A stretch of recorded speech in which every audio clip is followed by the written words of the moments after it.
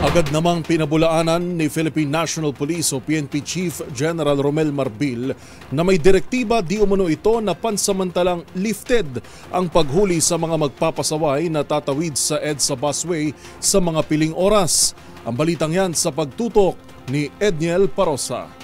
Itinanggi ni PNP Chief Police General Romel Francisco Marbil na may utos siyang pakiusapan ng mga enforcer ng Department of Transportation para itigil ang hulihan sa EDSA busway kapag rush hour.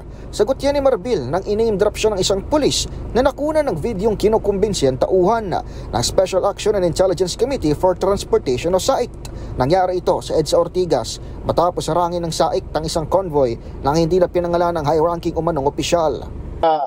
Dahil pinuputak din sa social media, baka pwede natin pagbigyan muna na concert.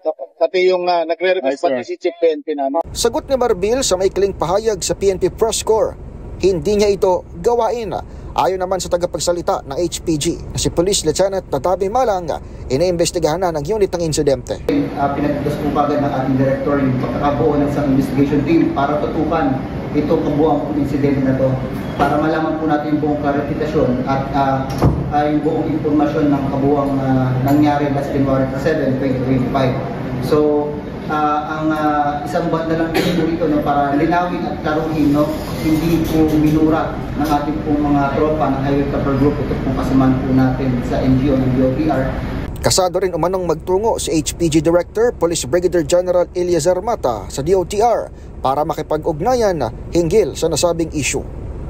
Para sa MBC TV Network News, ito si Edniel Parosa ng DZRH. Una sa Pilipinas, una sa Pilipino.